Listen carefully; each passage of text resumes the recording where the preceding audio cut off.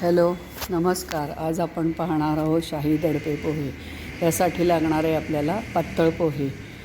तुम्ही कोणत्याही भांड्याने मोजून घ्या, छोट्या भांड्याने, मोठ्या भांड्याने, जशी घरात माणसं असतील तसे तुम्ही थोडं प्रमाणात, मोठ्या प्रमाणात घेऊ शकता.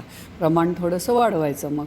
तर आता हे पातळ पोहे घेतलेले आहेत आपण आणि त्यासाठी आपण लिंबू घेतलेलं आहे. आता साहित्य बघा.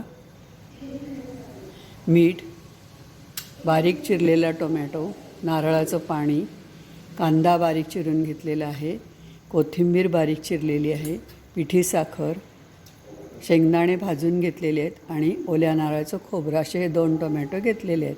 त्यासाठी ही फोडणी तयार आहे, पण फोडणी मी तुम्हाला कशी करायची ते सुद्धा दाखवते आहे. चला तर आपण फोडणीची तयारी करूया. हे बघा, छोट्या भांड्यात आपण फोडणी करणार आहोत. साधारण 2 चमचे तेल घालणार आहोत, कारण पोह्याला जरा तेल जास्त लागतं.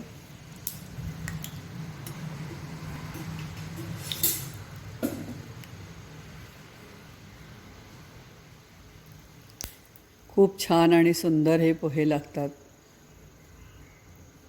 वेगळी चव अशी. मोहरी घातली आहे.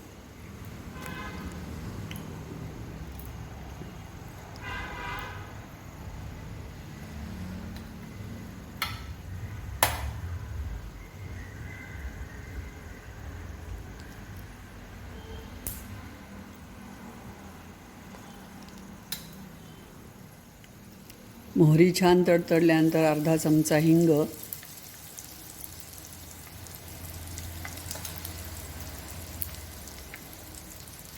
कढीपत्ता,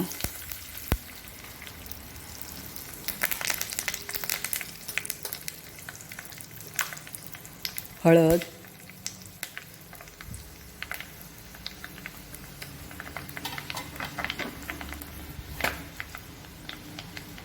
अशी ही आपली फोडणी तयार झालेली आहे.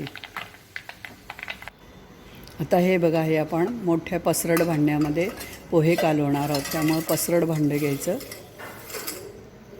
आता ह्या पोह्यावर आपण बाकीचं साहित्य घालूयात.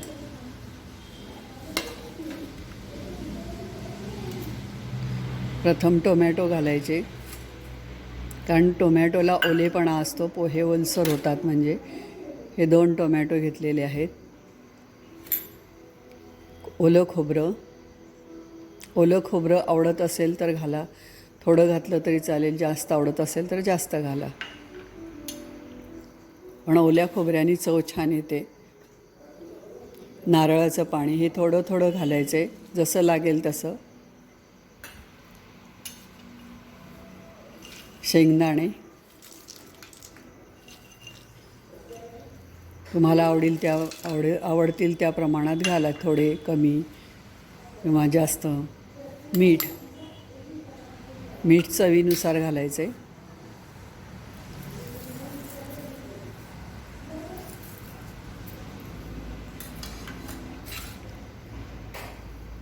कोथिंबीर बारीक चिरलेली आहे.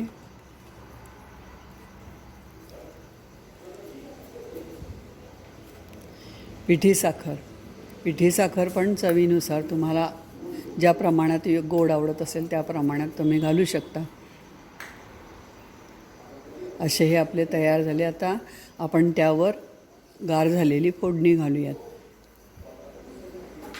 आपण तिखट फोडणीमध्ये घालत नाही, कारण ते जळतं पटकन, म्हणून वरून घालायचं आहे. आता हे लाल तिखट आपण, मिरची पावडर वरून घालणार आहोत. तुम्हाला तिखट, कमी तिखट, जास्त तिखट त्याप्रमाणे तुम्ही घालू शकता.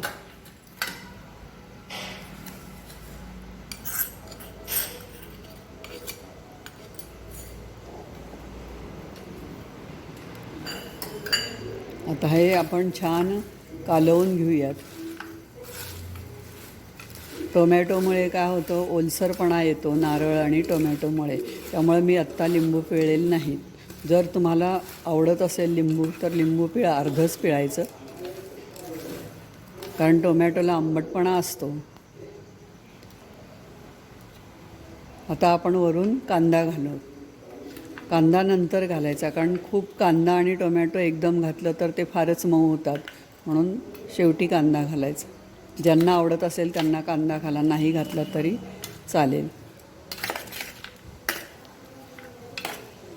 आणि आता छान आपण एकजीव करून घेऊया त्याचे. सगळं हलवून छान हलवून घेऊयात, म्हणजे मग सगळं मिक्स होईल आणि चव छान लागेल.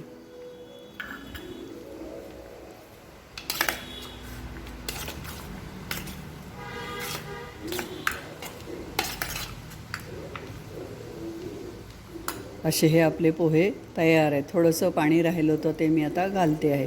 थोडं थोडं घालायचं म्हणजे आपल्याला अंदाज येतो की किती लागणार आहे पाणी. आता हे आपण सर्व करण्यासाठी डिशमध्ये काढून घेतलेले आहेत आणि वरून त्याच्यावर ओलं खोबरं आणि कोथिंबीर.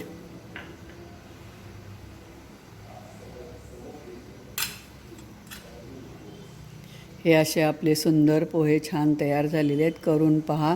धन्यवाद. कमेंट्समध्ये जरूर कळवा.